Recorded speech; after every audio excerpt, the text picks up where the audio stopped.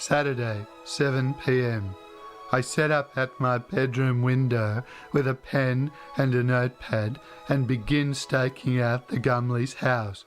My bedroom is on the northern side, and since we live at a point where Pleasant Avenue veers left, it means our house is at an angle, so we face back down the street.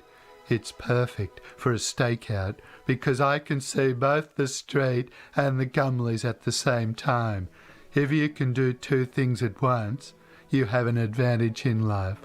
Diane White could read a book and listen to a conversation at the same time, and now she's a vet. 7:04 p.m. Don't have to wait long before the street is active. Mrs. Gumley leaves her house with a younger man who looks remarkably like Virginia's ex-boyfriend, Danny Connors. The last time I saw Danny Connors was 2 years ago in Yamba when he was planning to rob a surf shop to pay off some gambling debts. He wanted me to drive the getaway car for him. I was so freaked out, I got up during the night and left the holiday house without telling anyone, and I haven't seen him since. The chances of it being Danny are remote.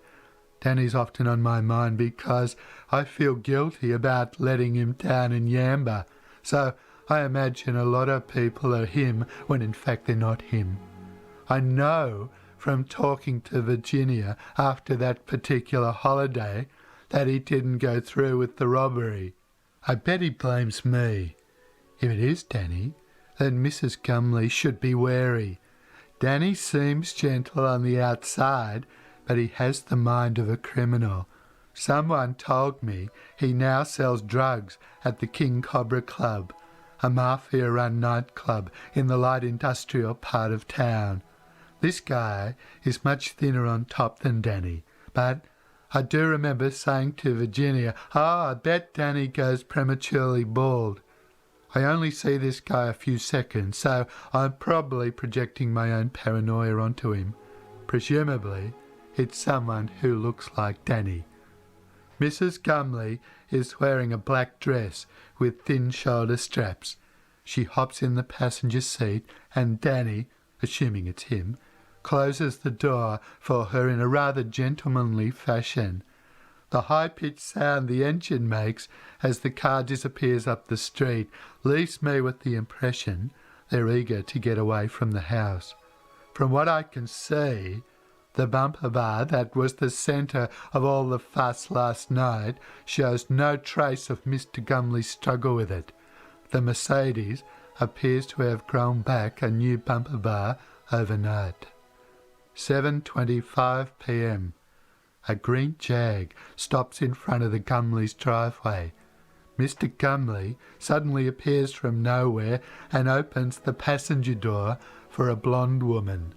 At this point, I notice that Mr. Price's Venetians bend down. He must have the Gumleys under surveillance as well. 7:36 p.m.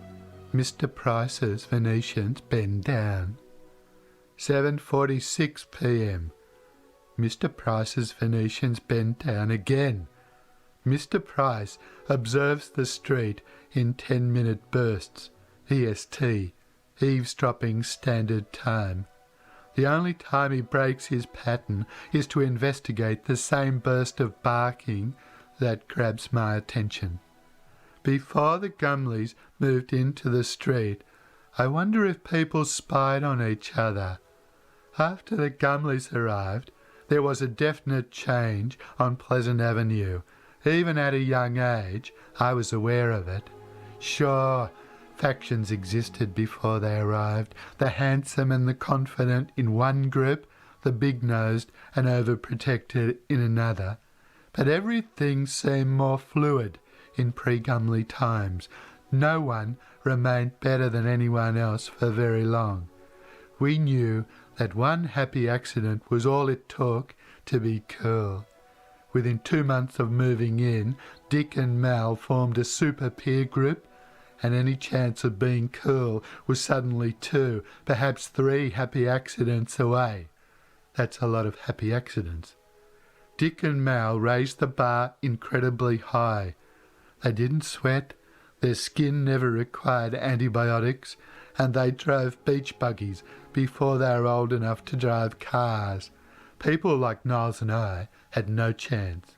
We never saw the city at night until we were 16, let alone drove beach buggies. We couldn't even get close to the super peer group to duplicate their successful social patterns, although Niles and I were asked over to the Gumleys a few times to act as the weak wrestlers in their slow-motion wrestling games. On one occasion, Mal lit a fire behind a chair in their lounge room, but instead of his parents going nuts, they praised him for being creative. Niles tried the same thing at his house, but the reaction he got was totally different. 8:10 p.m. The Mercedes returns. No one's in the passenger seat. I don't see who's driving. I assume it's either Mrs. Gumley or the guy who looks like Danny Connors. I suppose that's what money does for you. It gives you that extra elevation, just enough to stop a neighbour like me from seeing what goes on in your driveway. Something odd is happening at the Gumleys. Oddness only needs to be small to get inside your thoughts, but once it's in there, it occupies more space than you ever imagined. 8:40 p.m. Mr. Gumley's car hasn't moved. Mrs. Gumley's car hasn't moved, and there's no sign of Dick, Mal, Danny, or the unidentified blonde woman. 9:20 p.m. Mrs. Gumley's car is gone. That's the price you pay for spending 20 minutes in the toilet. 9:25 p.m. Decide to visit the Businessman's Club, partly to confirm what Mr. Price told me about the bumper bar, partly to find out more about Mrs. Gumley, partly because I've got nothing better to do. I put on some nicer clothes in case I go inside the club, a pair of tan slacks, a lemon polo shirt, and my old Julius Marlowe leather shoes from the real estate days. It won't be easy getting inside the Businessman's Club. The Norfolks, the cool surfers from the beach, get around this door problem by using a 10-person charge. They meet near a club of their choice, pull their shirts over their heads, then all charge the door at the same time. Once 8 of them are in, 2 guys always get caught. They pull down their shirts and mingle as if nothing has happened. No one knows their faces, and since the door folks don't have time to remember individual shirts, they never get caught. Sadly, there's only one of me. 9:35 p.m. Breeze through the lounge room without telling my parents where I'm going. They look as if they'd rather not be disturbed anyway. All the lights are off, and the room is lit by the TV set. While my father sleeps on the lounge, my mother watches Father Goose, starring Cary Grant. Gee, with his head tilted back like that, and his mouth open, he sure is a candidate for a shoelace in the mouth. 9:40 p.m. Drive via the beach. Large groups of single guys who failed to attract the opposite sex sit on a big grassy slope above the sand. I brake suddenly when a naked surfer with blonde hair runs across the road in front of my car screaming, "I want sex!" 9:50 p.m. The Businessman's Club is a large white concrete building. I assume its pretentious design is intentional, probably to make the provincial business folk feel more American. Tall trees shield it from the road, making it even more mysterious to those without enough money to enjoy its hidden comforts. A driveway disappears down one side. I stop nearby and walk to the club. A blue Gemini with blonde corduroy upholstery will look out of place in the club's car park. I creep past the entrance and down the driveway to avoid the sensor lights that illuminate every movement you make as you approach the club. I also want to check if Mrs. Gumley's car is there.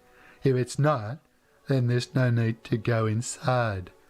I feel exhilarated, scared and stupid all at the same time. Sometimes, when I'm anxious, my right eye goes puffy. I got a tick in my eyelid once, and whenever I'm anxious, it swells up, or if there's a westerly. It used to happen at football. I was mostly a reserve, but if I played, my eyelid swelled up to 3 times its normal size. Worse if there was a westerly blowing. Mrs. Gumley's Mercedes is lodged in the second last space. It's the only car not parked between the lines. To get into a club, you have to act as though you know the door person. When you don't know the door person's name, you must keep moving. The second you stop moving in the foyer of a club, the doorman gets the upper hand. I decide to get the lay of the land first. I always feel more comfortable if I know what the setup is, so I observe the foyer from inside a hedge that's just outside the entrance to the club. The doorman is a well-groomed chap with a paunch that distends the bottom part of his caramel jacket. Every time he leans back against the front desk, the bottom 2 buttons on his blazer reflect the overhead lights. I think he's bored. I guess it's the style of club where people have early dinner, then stay late, so after a certain time there's nothing much for him to do. Me appearing in the foyer will give him something to do. That foyer is his kingdom, and he has the capacity to expel me. It's not going to be easy getting past him, and the longer I wait, the harder it becomes. 9:51 p.m. I call the stakeout off. Partly successful, partly unsuccessful. I saw Mrs. Gumley's car in the car park, but I didn't actually see her. 10:40 p.m. I'm in my bedroom, waiting for Mrs. Gumley to return home, or for someone at the Gumley's house to do something interesting. Note well, Mr. Price is still on watch across the road. Since my trip to the club fell short of expectations, and because I'd love to see Mr. Price's face if I told him I saw Mrs. Gumley tonight, I decide to write a little composition about a fantasy trip to the club, just in case I need to use it one day to get out of a tight spot. Sandy goes to the businessman's club. 60 people are in the lounge area listening to a man with grey hair play piano.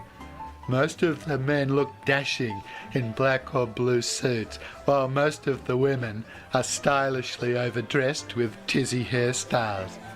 My tan slacks plus lemon polo shirt make me look like a satay stick with curly hair, and since Mrs. Gumley is drunk, she stands out too. A woman in a black slinky dress asks me if I want a drink. I request a sparkling apple cider, but they don't have any, so I order a black Russian. After 10 minutes of glancing at each other, Mrs. Gumley eventually makes the first move and thermals over to my table. Her pupils look as if they're buffeted by winter waves. Lucky her eyeliner is thick because it acts like a seawall, stopping her pupils being washed completely out of her eyes. Maybe it's better if I go and talk with her because it might seem a little unbelievable if she comes over to me. After 3 black Russians, my confidence is sky high, so I go over to where Mrs. Gumley is sitting and we chat like old friends. While we chat, I notice 2 things.